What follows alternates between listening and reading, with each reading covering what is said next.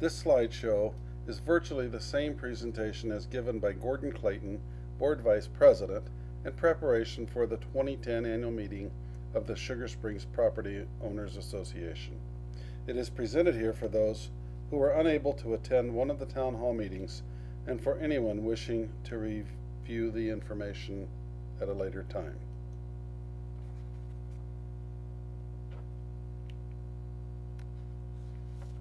The amenities at Sugar Springs, the lakes, the beach areas, the golf course, the pool, the restaurant, the campgrounds, the airstrip, and so on, all impact us. They affect the quality of our recreational and social lives and the value of our property. Because our community is nearly 40 years old, some of these amenities are in need of repair, modernization, or replacement.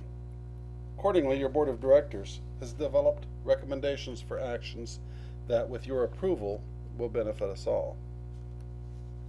We did our homework. These recommendations were not prepared in a vacuum. We paid careful attention to the member survey conducted about 2 years ago. We received almost 800 returns from property owners who indicated their wants and desires for the community. We interviewed key POA employees, and your planning committee met with the chairpersons of most other committees to obtain their input and suggestions. Then we developed a plan designed to maintain or improve the quality of certain recreational and social facilities here at Sugar Springs, to maintain the financial viability of our community, and by so doing, maximize our property values. Our recommended plan calls for the continuation of regular maintenance and accomplishment of certain enhancement projects. Regular maintenance includes actions such as the golf course maintenance, mowing the common areas, and painting buildings, and so on. Enhancement projects, for example, include the recent purchase of new playground equipment for the beach areas, the construction of beach pavilions, and the repaving of our clubhouse parking lot. These projects and others are listed in the newsletters you should have received recently.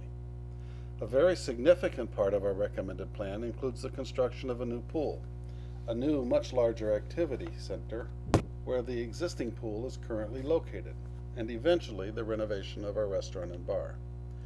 Due to the money available in our building fund and with the new assessment we are recommending, we could start on some of these improvements immediately, continue normal maintenance and planned enhancements, continue to contribute to the building fund, and maintain a reasonable cash flow. A plan for the future, Phase 1. This is the south view of the new building as if you were standing on Sugar River Road. Phase 1 of the plan includes the construction of a new modern pool complex with more spacious locker rooms, showers, and lavatory facilities attached to the east end of our existing restaurant and pool buildings. Before recommending the construction of a new pool, however, we investigated the feasibility of repairing our existing pool. The three pool contractors we consulted each strongly advised against trying to refurbish or recondition the pool. It was, in their opinions, not cost effective. Here's a schematic showing the new pool area. It includes new locker rooms and shower areas for men and women, a new utility office, and entries to both the pool and the new activity center. I should mention that during construction, the existing pool will remain open. Here's a schematic of all Phase 1 plans. It shows, in addition to the new pool, the new larger activity center providing approximately 4,800 square feet in the existing pool area. It will also include a 1,000 square foot fitness room. Additionally, in the area beneath the restaurant, the existing locker rooms will be renovated to offer additional activity and storage space. This is a view of the new addition looking from the southeast near the 10th tee. Phase 1 also includes refurbishing the exterior of the entire building. The stonework will match the existing stone. The siding will be new, maintenance-free, and guaranteed for 50 years. FED, who would be our construction manager, estimates that the cost of Phase 1 will not exceed $1.4 million. More about this later. Now for Phase 2. This is a schematic of both Phase 1 and Phase 2. Phase 2 is shown in the brown areas on the left side of the screen. Modernization of our restaurant is the sole focus of Phase 2. It's anticipated that we could begin this phase after the repayment of Phase 1 debt. We also anticipate that Phase 2 would be completed in 2 segments. Segment 1 would include the new enlarged seating area for the bar and restaurant and a new deck. Also, a new office multi-purpose area would be constructed underneath the deck. In Segment 2, we will relocate and expand the kitchen, add new equipment, add new restrooms, and complete the modernization of the bar and restaurant area. Here's a view of the new deck, expanded bar and restaurant areas, and a view of the new area under the deck as seen from the northwest or near the 9th green. This slide shows the estimated cost of Phase 2. FED estimates that in today's dollars, the cost of Phase 2 is approximately $1 million. Segment 1 of Phase 2 could probably be started by 2014. As you can see, Segment 1 would be approximately $515,000, with Segment 2 to be slightly more at $530,000. You might ask, why do this now? The fact is, making major improvements now makes major sense. Because of our economy, construction prices are extremely favorable and we are able to get more value for our dollars. We chose to pursue a fiscally responsible approach. As I mentioned earlier, Phase 1 would cost an estimated $1.4 million. $950,000 of that would come from our Building Reserve Fund, which we started in 2003. A loan for approximately $450,000 would be paid off within 3 years.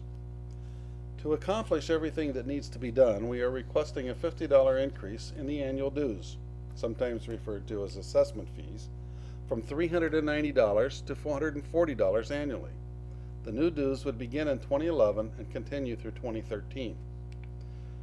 However, usage fees, fees for golf, pool passes, boat mooring, camping, and so on, will be frozen for 3 years at the 2010 rates. Lake assessment fees will also be frozen for that same period. A $50 dues increase per year will generate about $130,000 per year in additional revenue. This will allow us to continue our improvements program, maintain our emergency cash reserve, and rebuild the Building Reserve Fund. It also allows us to begin Phase 1 of our building program. By 2014, we project that our operating cash will be $140,000 and our Building Reserve Fund will stand at $240,000. At that time, your board may elect to recommend that we begin Segment 1 of Phase 2, the expansion and modernization of the bar, restaurant, and deck, and continue to pay as we go, or obtain a longer-term mortgage and complete the entire project. If by chance the dues increase was not approved, our cash position would decrease to a forecasted negative $250,000 in 2014. Necessary capital improvement projects, operation expenses, and contributions to the building and emergency reserve funds would cause this depletion. The consequences, improvement projects, including the new building, would have to wait until our cash position reached an acceptable level. And importantly, this lack of action would most likely lower the value of your investment in Sugar Springs. Your board is recommending this redevelopment plan and asks for your approval, understanding that an aging infrastructure does not improve with time. As more time goes by, the more expensive the repairs and building projects will be. You will soon be receiving your assessment fee proxy through the mail. Be sure to vote and return the proxy. And when you vote, please vote yes. Your board thanks you for your interest and your investment in Sugar Springs and for taking the time to sit through this presentation.